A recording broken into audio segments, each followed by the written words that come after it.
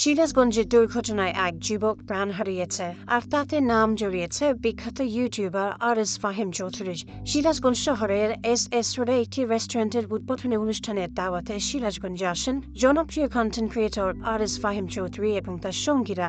সকালে আরএস ফাহিম চৌধুরীর ক্যামেরাম্যান একটি ছাদ খোলা জিপে শহরের বিভিন্ন দর্শনীয় স্থানের ভিডিও সংগ্রহ করছিলেন।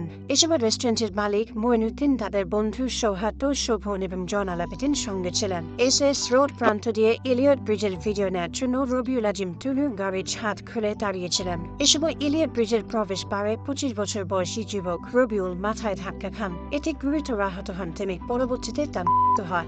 আজই মর্মাহত আরএস ফাহিম সামাজিক যোগাযোগ মাধ্যম ফেসবুকে ভিডিও পোস্ট করেছেন তিনি। আরএস ফাহিম চৌধুরী কারো কাছে সাইকেল স্ট্যান্ডের জাদুকর, আবার কারো কাছে তিনি বাইক স্ট্যান্ডের পথ প্রদর্শক। তবে এসব ছাপিয়ে আরএস ফাহিমের সবচেয়ে বড় পরিচয় তিনি জনপ্রিয় ইউটিউবার। বর্তমানে বাংলাদেশে যে কজন তরুণ ইউটিউবার রয়েছেন তিনি তাদের মধ্যে অন্যতম। তরুণ প্রজন্মের কাছে আরএস ফাহিমের জনপ্রিয়তা এত বেশি যে তিনি যেখানেই যান সেখানেই ভক্তরা হুমড়ি খেয়ে পড়েন। এত জনপ্রিয় হলেও অনেকেই তার পরিচয় জানেন না।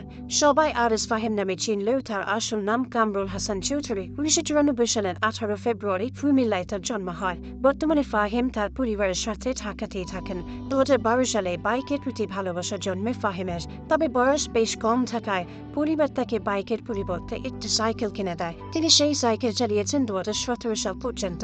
সাইকেল চালানো থেকেই সাইকেল স্ট্যান্ডের প্রতি ভালো লাগে কাজ করত ফাহিমের। হঠাৎই এক বন্ধু ফাহিমের জীবনে অনেক পরিবর্তন নিয়ে আসে, কারণ রাকিব নামে তার সেই বন্ধু সাইকেল এবং বাইক স্ট্যান্ড দুটোতেই পারদর্শী ছিলেন।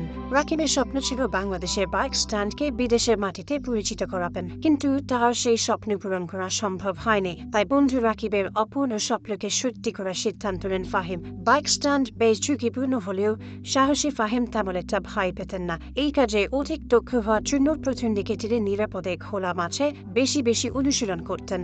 বাইকের পর ফাহিমের ভালো লাগে জন্মে নামি দামি ব্র্যান্ডের গাড়ির প্রতি। তিনি নিজের প্রথম গাড়িটি কিনেছিলেন 2,60,000 টাকা দিয়ে। সেখান থেকে শুরু। এরপর তিনি একাধিক গাড়ি দিয়ে দেশের নানা প্রান্তে ভক্তদের কাছে ছুটে গেছেন। গাড়ির প্রতি ফাহিমের এতটাই টান যে একটি গাড়ি কেনার পর নির্দিষ্ট সময় ধরে তিনি টাকা জমিয়ে রাখেন নতুন গাড়ি কেনার জন্য। এরপর পুরনো গাড়ি বেশি টাকা যোগ করে আবার নতুন গাড়ি কেনেন।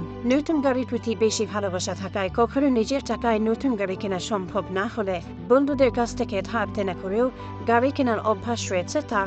ইউটিউবে ফাহিমের পথ চলা শুরু হয় 2015 সালের থেকে। ওই বছরে তিনি নিজের ইউটিউব চ্যানেলটি চালু করেন। তবে শুরুর দিকে ইউটিউব ভিত্তিক কন্টেন্ট নিয়ে তেমন পরিকল্পনা ছিল না ফাহিমের। তখন শুধু নিজের চ্যানেলে স্ট্যান্ড ভিডিও আপলোড করতেন তিনি। 2017 সালের পরে দর্শকদের থেকে ভালো সাড়া পাওয়ার পর তিনি ইউটিউবের জন্য নিয়মিত কন্টেন্ট তৈরি করতে থাকেন।